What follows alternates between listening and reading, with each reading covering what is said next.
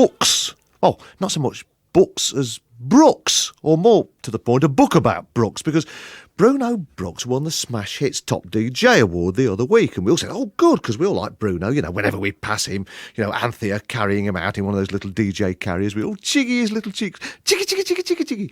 A little smile comes on his little face, he's a little tinker.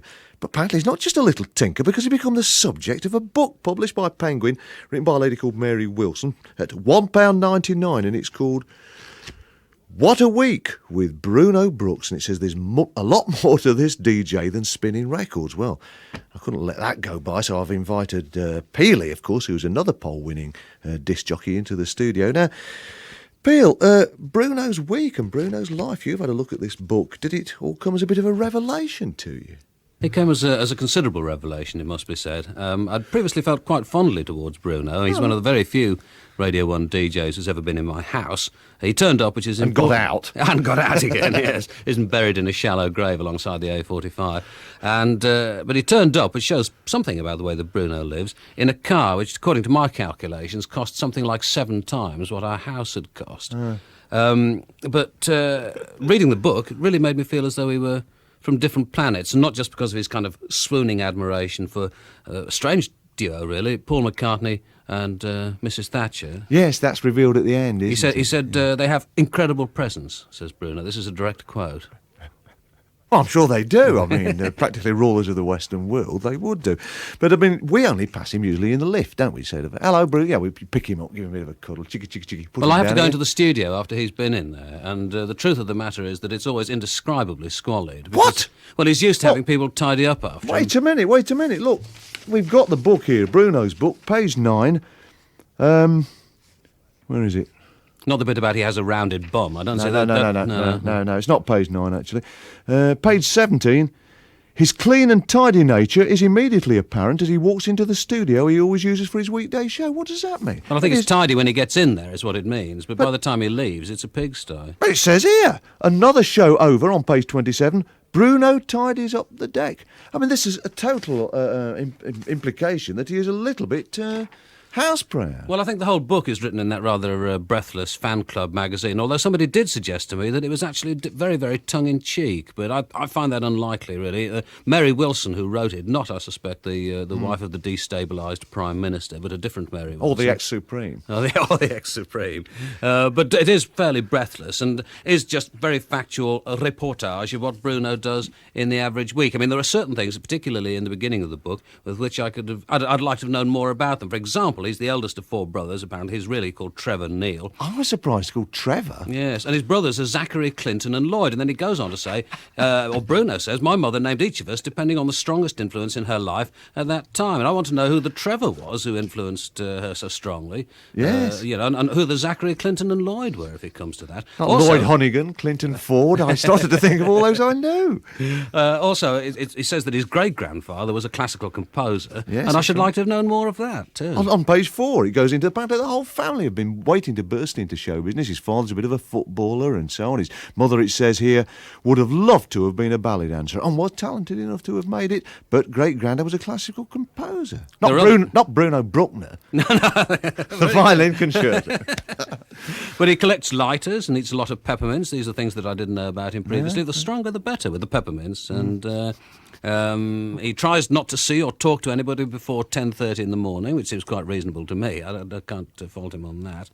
I think my favourite chapter, the one that I would recommend to anybody who hasn't got time to go through the whole book, is the chapter on which Bruno has his photo taken. Oh, that is good. Because he spent like £1,000 on having a photograph taken. And if they haven't got time to read the whole of that, I think the preparations for that, in which Bruno has his hair cut, is something really not to be missed. Not since Jerome K. Jerome, etc. I mean, really very good stuff. Well, you see, the book, What a Week with Bruno Brookes, the life of a top disc jockey. Now, Bruno, good old Bruno, he won the Smash Hits poll, a couple of weeks ago, and was voted top popular disc jockey. Now, you're always voted top sort of what we'll call rock music disc jockey. Top one that nobody listens to. Yes, exactly. But on the other hand, in theory, you're both top disc jockeys. Now, are there areas that you can say compare and contrast with your own life? You see, he's done Top of the Pops. You used to do Top of the Pops by your own volition. You don't now do it. But he goes and he has his hair done. Yes, I never have. I used to occasionally ask them to wash my hair, and they just used to give me a bottle of shampoo and direct me to the nearest sink. So it was nothing like getting it done by them. There were certain things. The area I think where there was the greatest difference between our kind of lives, though, was in the area of live gigs. I was very interested to see at the Ideal Home exhibition where he made. He didn't make an appearance, but he was there. He said he found that he didn't want to form a relationship with the audience if he can't use them. It's not fair on them, says Bruno, which I thought was wonderful. The idea of damaging these people's lives by appearing in front of them, but only briefly, so they'd be tormented forever by the brevity of his appearance. Didn't want to change their lifestyles at all by looking at him. He's rather sweet. I didn't know, apart from the fact that Bruno's real name is Trevor, his nickname on Radio 1, perhaps I ought to listen more to Radio 1. Did you know it was the compact disc jockey? I've heard him say that, yes. There seems to be rather a morbid emphasis on his height, which is by no means, odd. He's a couple of inches shorter. No, he's not restricted growth, Not is at he, all, anyway? no, not at all. But there seems to be, as I say, a morbid overemphasis on this. Smaller than us, though. Smaller than us, yes, that's certainly true. Also at gigs, if I can come back to gigs, because they're the bit that as I say, that was what interested me most, because I do gigs myself. He won't play reggae, or the Beastie Boys, or anything that might incite the crowds. Now, of course, I do exactly the opposite. I do everything that I can to provoke the brutes into some kind of reaction. Instead of which, he organises the crowds into two halves. One of the halves, this is perhaps something you could do if things go, start to fall apart on the programme. You could perhaps organise this yourself. One half of the crowd shouts, ooh, and the other half of the crowd shouts, ah. And then when this palls, he gets into the way-o game, when people are timed shouting, way-o. Have you ever considered that as a feature for the programme? You don't want to try it now, do you? The clock's coming round. 3, 2...